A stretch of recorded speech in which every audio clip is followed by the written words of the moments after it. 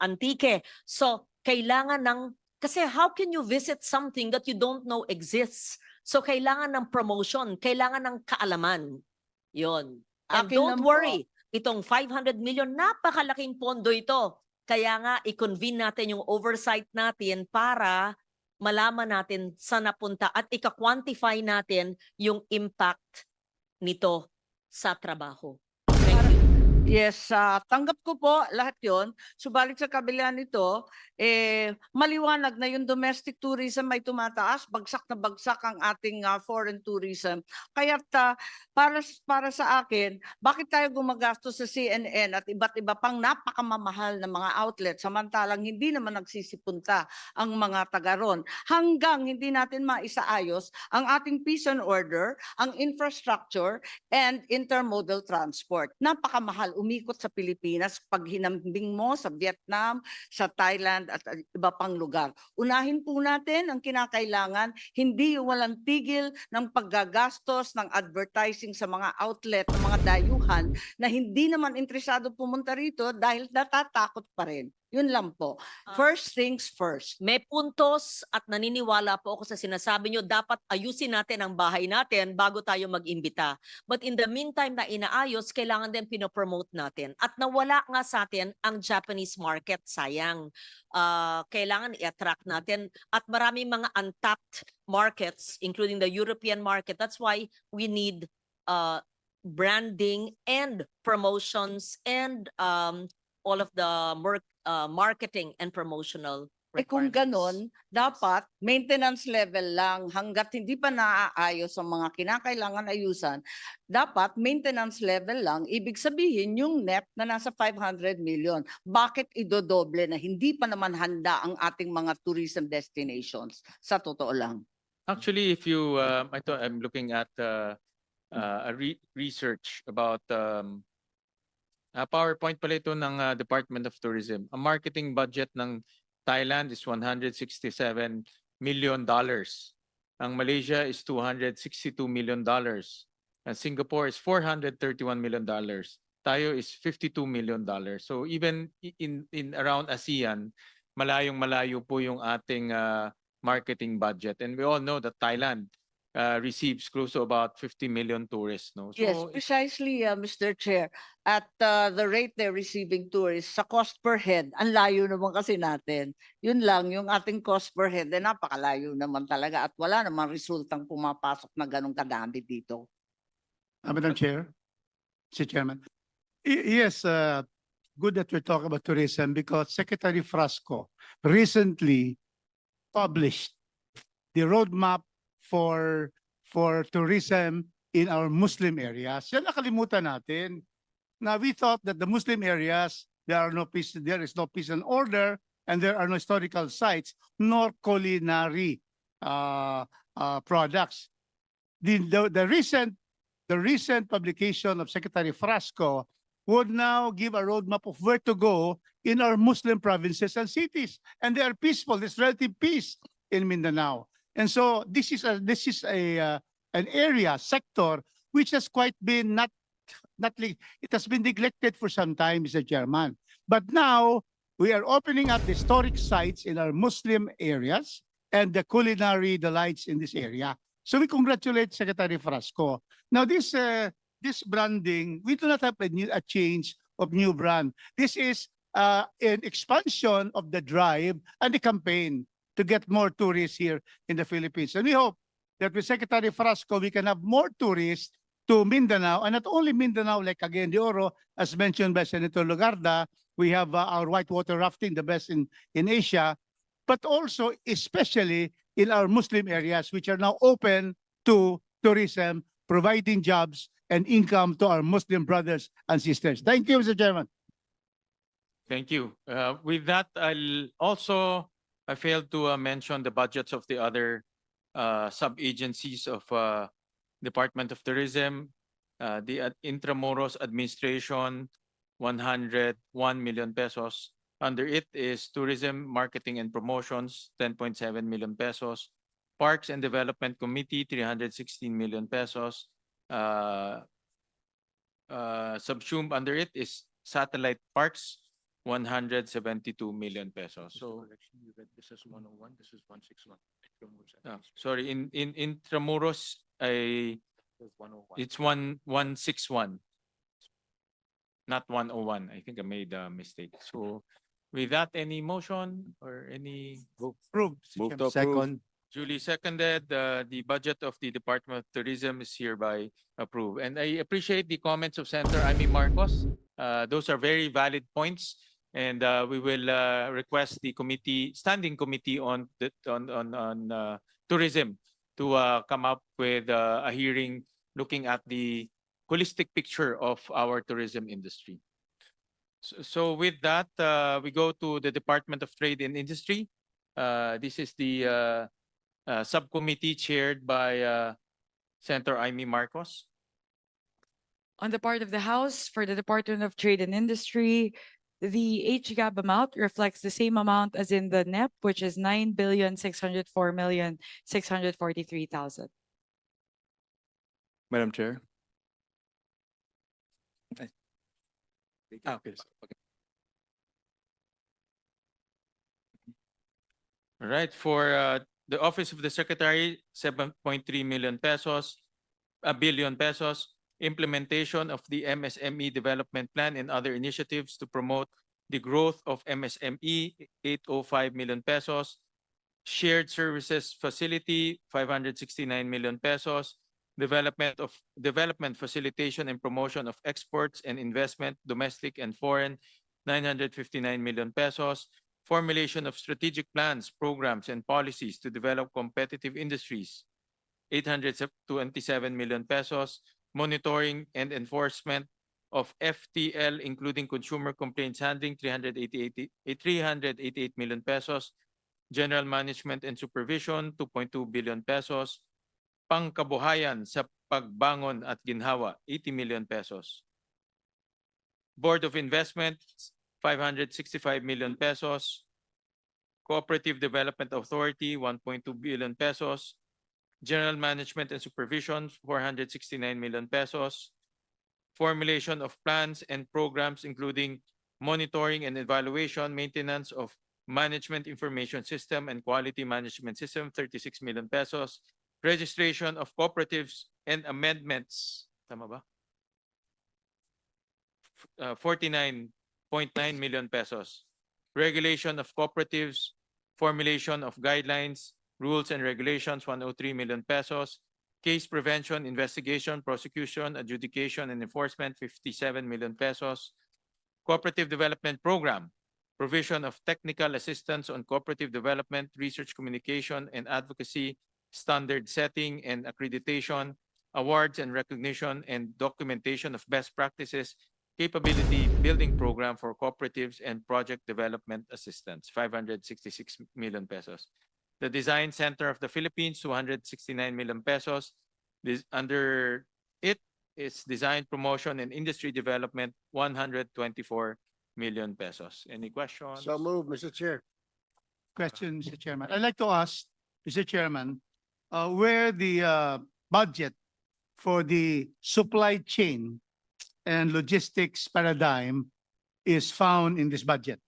Because, you know, Mr. Chairman, we have to support the supply chain and logistics program because it reduces the supply chain and logistics program would reduce prices of medicines, food, basic commodities, and necessities and prime commodities to address gaps in the supply chain. May we know where it is here? Supply the- chain. The Vice Chair logistics. would care to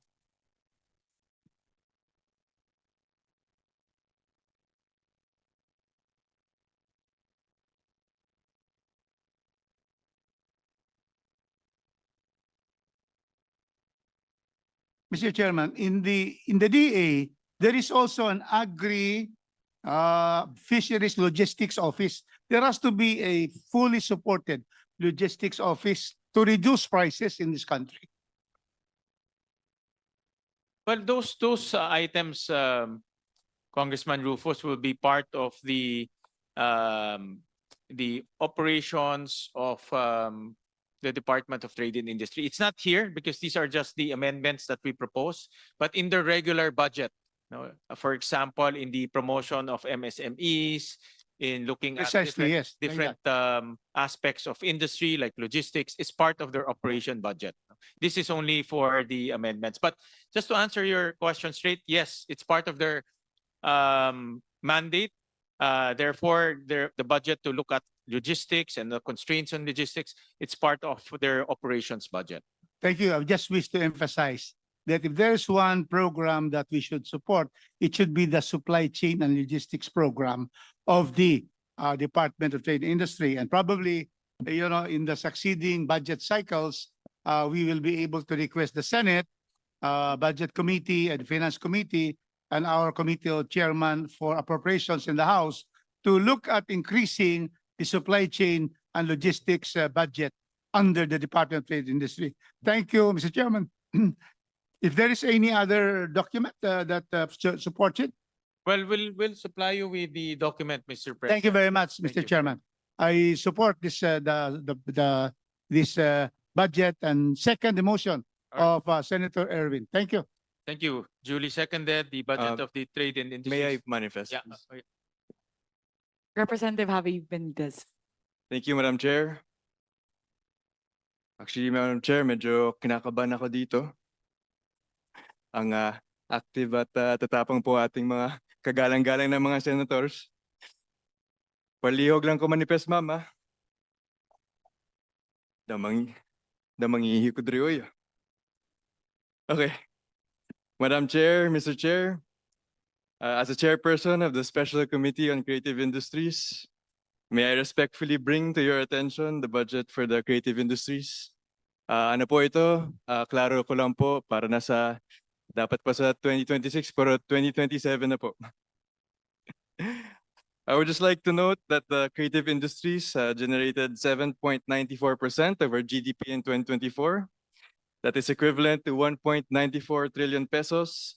Further, in 2024, 7.5 million Filipinos were employed in the creative industry sector. So this accounts for 15.4% of the national employment. All of this data demonstrates that the creative industry is one of the fastest growing and most promising sectors in our country. As economist Bernardo Villegas said, the creative industry can serve as an effective stopgap measure for the economy. And I believe in the meantime, while we build up our STEM capabilities by providing immediate job creation and stimulating local business activity. And I believe the creative industries is our bright spot for our country. But despite this, the approved budget for the Malikhaing Pinoy program, which is DTI's flagship program for the creative industries, currently stands at a meager 50 million pesos. So nag-request po sila sa DBM to put into the NEP 660 million. Nag-request po sila through the House, HGAB. So it was rejected sa NEP, it was rejected sa HGAB, at rineject po ulit ito sa Senate. So, but it is a far cry from the 660 million pesos. Malayong-malayo po ang budget na inallocate natin para sa creative industries kumpara sa contribution nito sa ating ekonomiya. I also wish to bring to your attention po that this request is not without basis because beginning June 2026, pursuant to Republic Act number 12023, imposing VAT on digital services, the government is projected to generate, it started in June, so the collections for the VAT digital services is about 4 to 5 billion pesos this year. And so that means for 2026, the total collections may bring about 10 billion pesos. So of this, 5% is mandated for the development of the creative industry, amounting to about 500 million pesos. And the law exclusively states that it should go to the creative industries. By providing sufficient funds for the Malikhaing Pinoy program and or possibility is the Creative Industries Development Fund, we can empower our creatives to do more and contribute more to our GDP.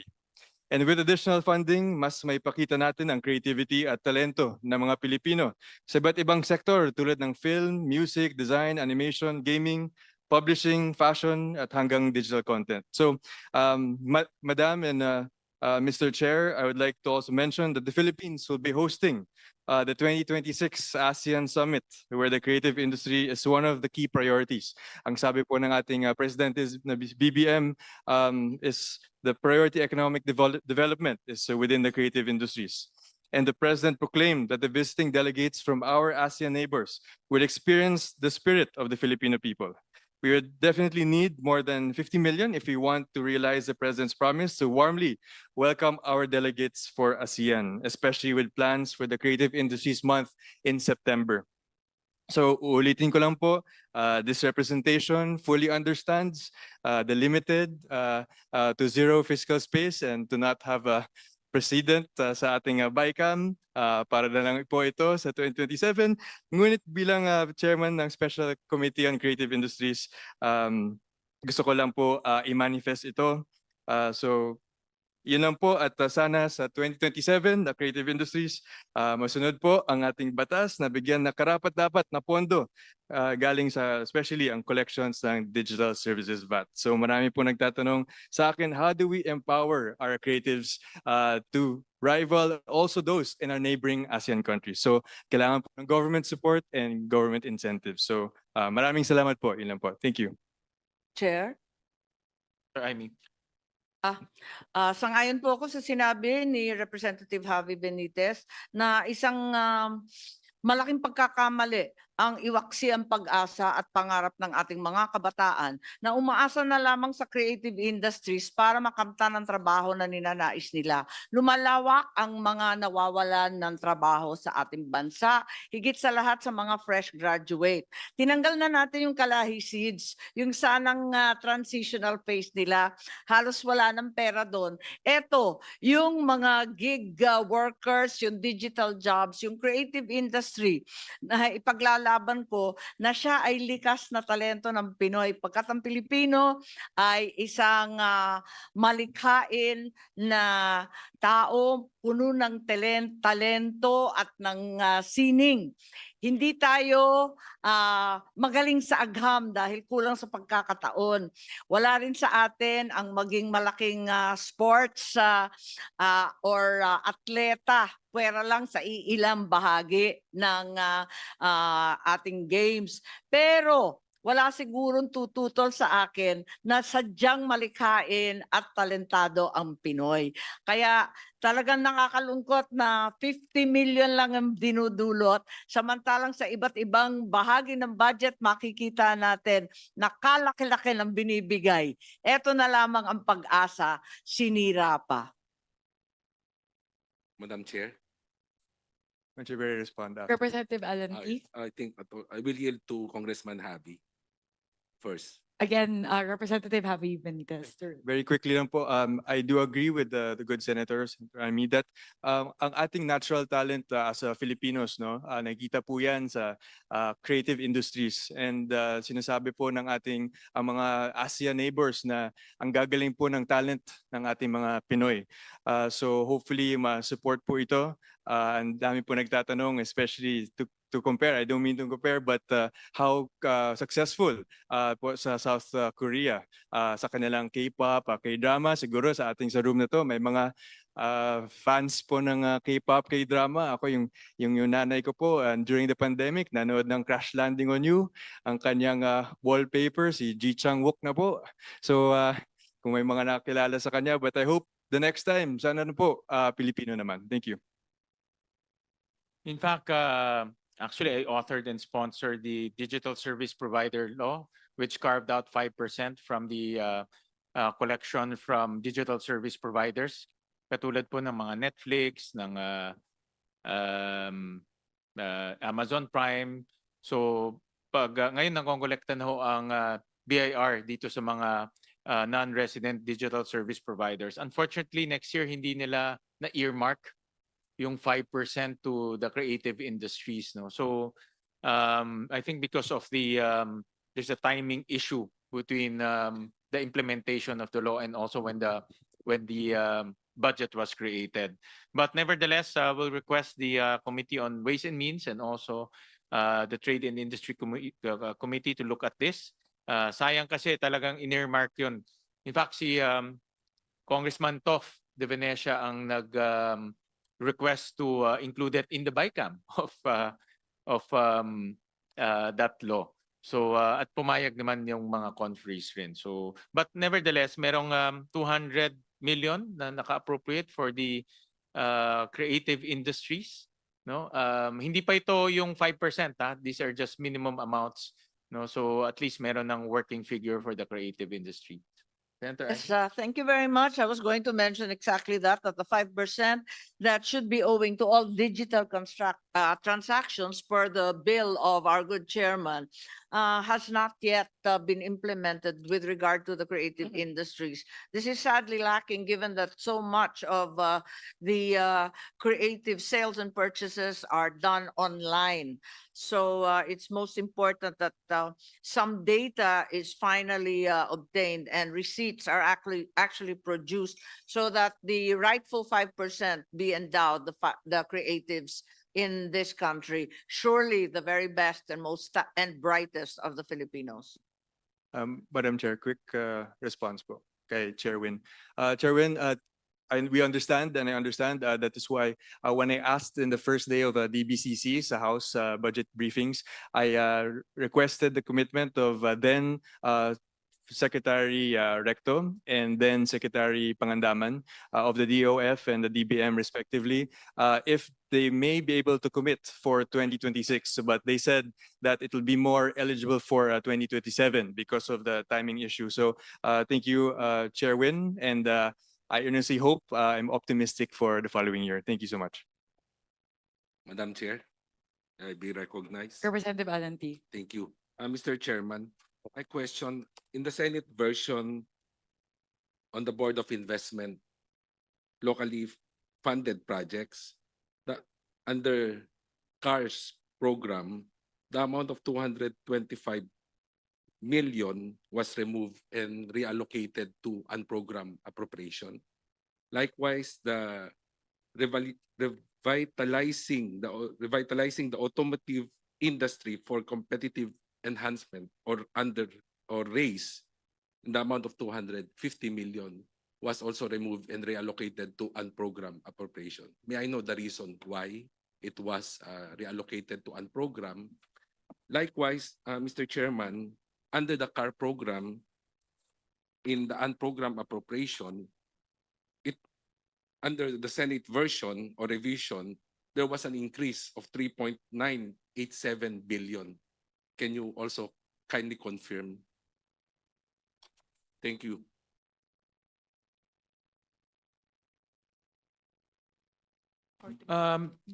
Itong Cars and Race program is meron ho kasi tayong utang doon sa mga car manufacturers.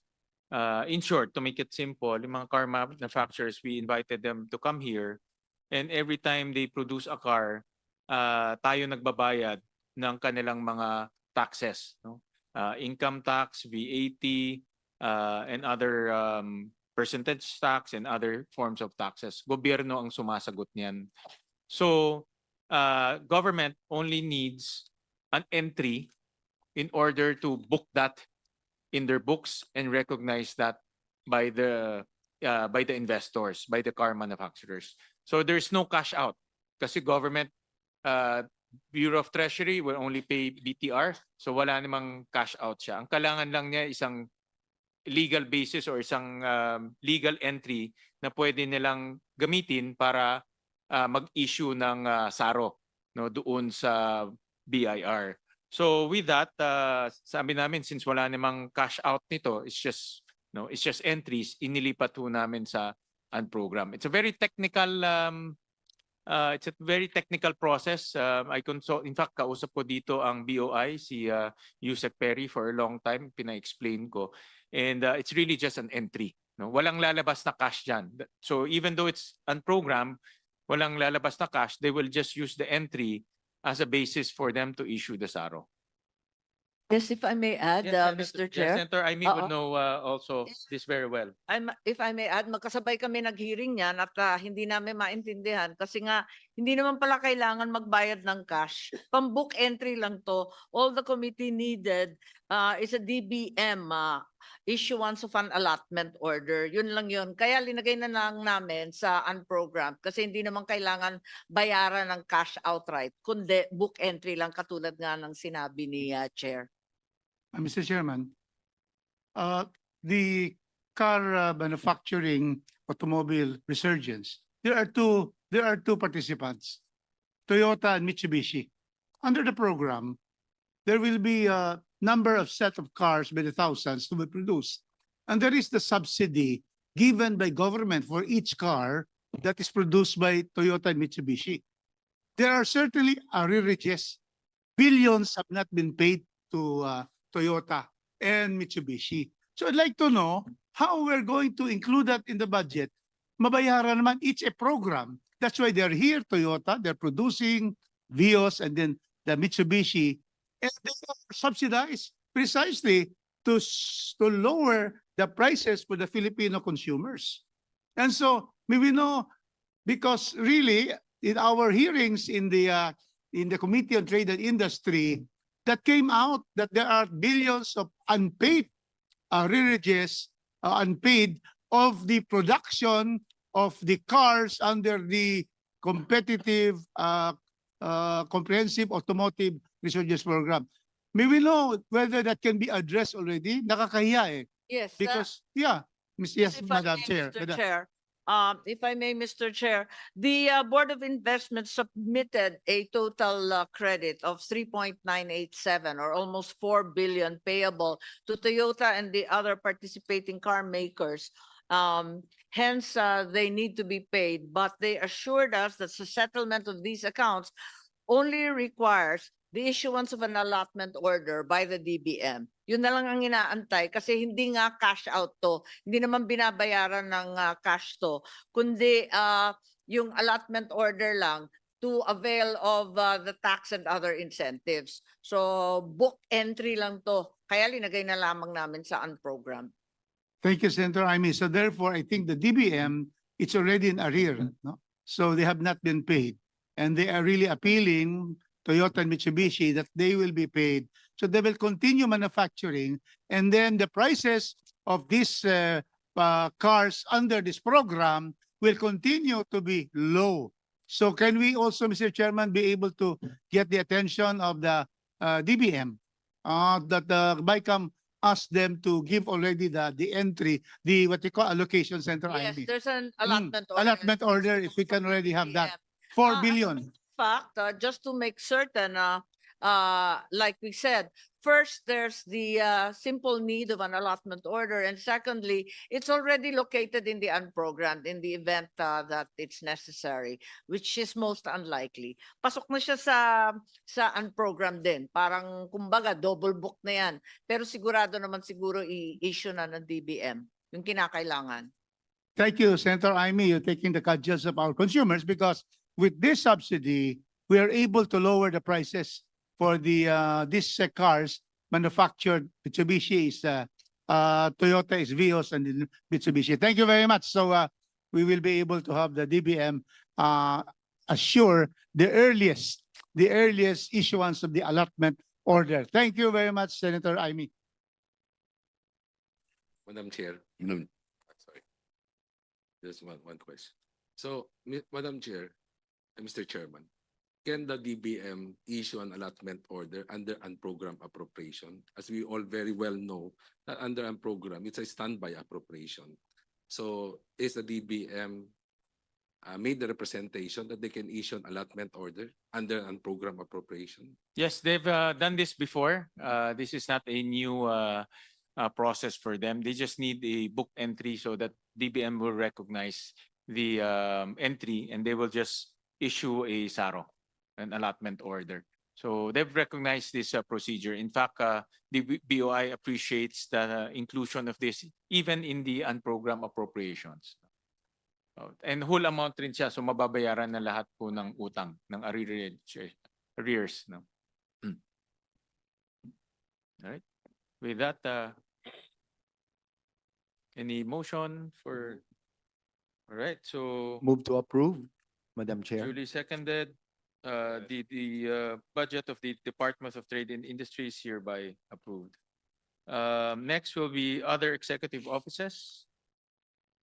On the part of the House, under the Anti-Money Laundering Council, the NEP amount, the HGAB amount reflects the same amount as in the NEP, which is 170,161,000.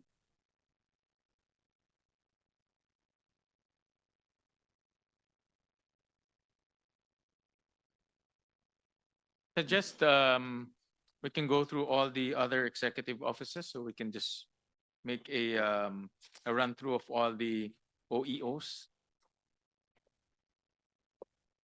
With regard to the Anti-Red Tape Authority, the same. So the HGAB amount reflects the same amount as in the NEP, which is 478,301,000. For the Climate Change Commission, also the same. The HGAB amount reflects the same amount as in the NEP, which is 183,056,000. For the Commission on the Filipino Language, the same. The HGAB amount reflects the same amount as the NEP, which is 113,115,000. For the Energy Regulatory Commission, the amount in the HGAB is the same as in the NEP, which is 877,895,000. For the Film Development Council of the Philippines, also the same amount as in the NEP, which is 308,486,000. For the Marawi Compensation Board, the amount in the HGAB is the same as in the NEP, which is 1,213,390,000.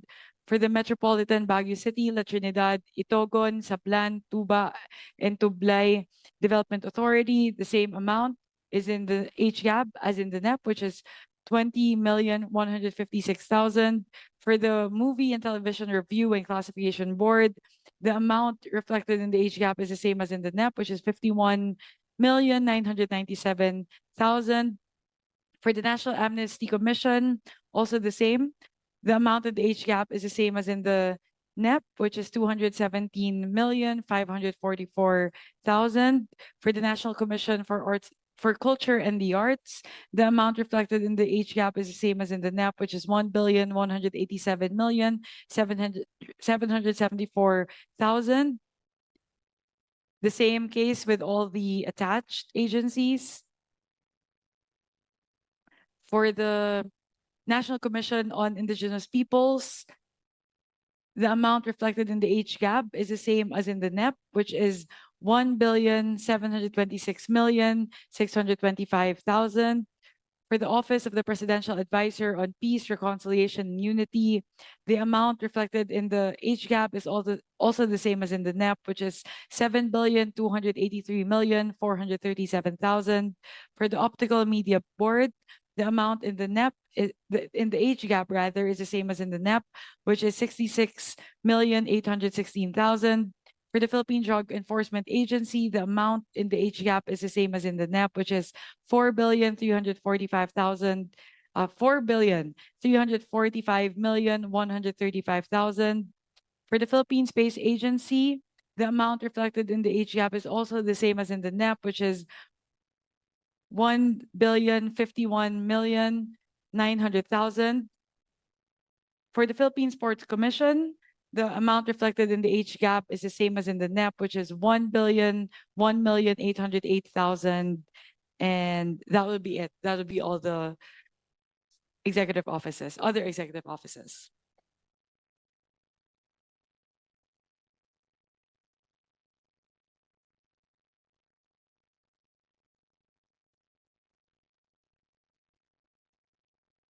Thank you, Chairperson Mika. On the part of the Senate, we propose for other executive offices, Anti-Money Laundering Council, 333 million pesos. Implementation of Anti-Money Laundering Program, 333 million pesos. Anti-Red Tape Authority, 610 million pesos. Ako mamaya na rin, Chief.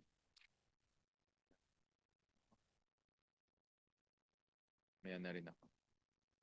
All my agents, tapos na, no? General Management and Supervision, 311 million pesos.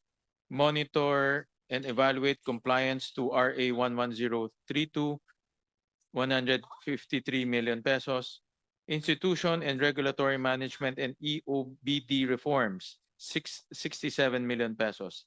Legal Services and Public Assurance, 78 million pesos. Climate Change Commission, 293 million pesos. Roving Climate Change Academy, 40 million pesos. Policy Development, 42 million pesos.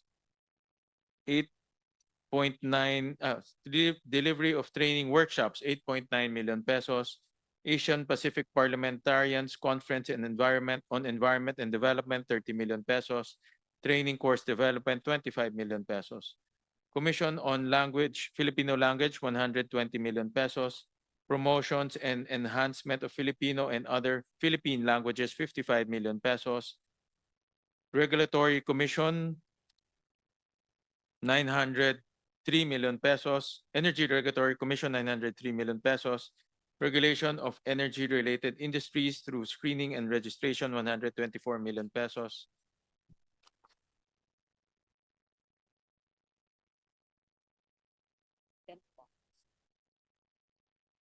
Film Development Council of the Philippines, 367 million pesos. General Management and Supervision, 105 million pesos. Film Industry Promotion and Development, 253 million pesos. Marawi Compensation Board, 2.2 million pesos. Award of Monetary Compensation, 2 million pesos. Metropolitan Baguio, ano ba sabi ko? Sorry. Marawi Compensation Board, 2.2 billion pesos. Awarding of monetary compensation, 2 billion pesos. Metropolitan Baguio City, La Trinidad, Itogon, Sablan, Tuba, and Tublay Development Authority, 24 million pesos. General Management Supervision, 20 million pesos. Movie and Television Review and Classification Board, 75 million pesos. General Management and Supervision, 36 million pesos. Monitoring and Enforcement of Movies and Television Programs, 16 million pesos. Philippine National Amnesty Commission, 305 million pesos. Processing and issuance of amnesty grants, 232 million pesos. For the National Commission for Culture and Arts, 1.9 billion pesos.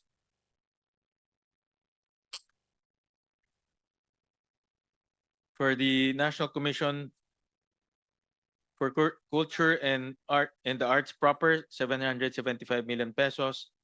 Documentation and Cultural Hub Promotion, Exhibition, Scholarship Training, and ano yun? Film production to preserve and promote the tangible and intangible heritage. Assistance to artisans, including the documentation of Philippine participation in international and local fairs. Haba nito. 551 million pesos. Curatorial activities for Bukidnon Museum, 10 million pesos. Workshop rooms, 40 million pesos. Ano isa? Betul eh.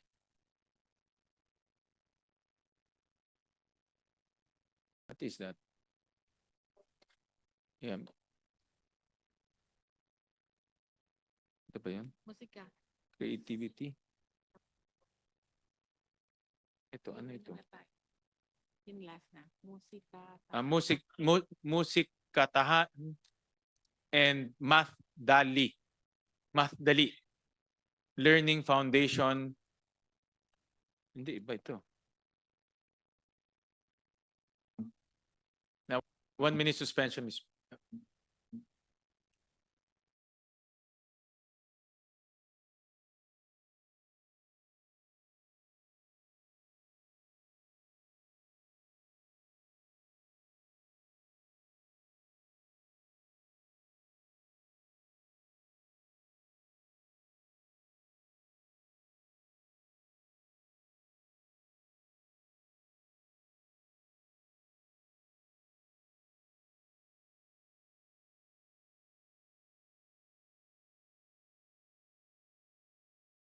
Musik Katahan and Math Dali. learning fundamental numeracy and mathematics through arts and creativity, 40 million pesos. The National Historical Commission of the Philippines, 579 million pesos. Restoration of Patnongon, Patnongon,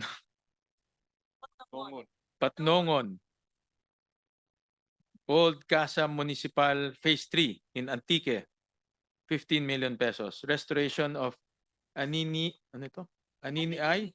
E Church, 7.5 million pesos. Restoration of Bahay na Bato in San Jose Buenavista, Antique, 5 million pesos. National Library of the Philippines, 301 million pesos. Preservation and Conservation of Filipino Collection, Filipiniana, 70 million pesos. National Archives of the Philippines, 303 million pesos. Maintenance, Preservation, Rehabilitation, and Servicing of Archival Holdings, 137 million pesos. General Management and Supervision, 102 million pesos. National Commission on Indigenous Peoples, 1.8 billion pesos. Ancestral Domain Program, Domain Land Registration, Management and Development Services, 317 million pesos. Office of the Presidential Advisor on Peace, Reconciliation, Unity, 8.1 billion pesos. Pamana Program, 6.1 billion pesos. Media Optical Board, Optical Media Board, 47 million pesos. Optical Media Industry Regulatory Program, Regulatory Services for Optical Media Industry, 29 million pesos. General Management and Supervision, 17 million pesos. Philippine Drug Enforcement Agency, 4.3 billion pesos. Anti-drug operations, 4.3 billion pesos. Philippine Space Agency, tama ba? 3.6. Anti-drug operation, 3.6 billion pesos. Philippine Space Agency, 1.1 billion pesos. Technical Operations and Services, 486 million pesos. Research and Development and Capacity Building,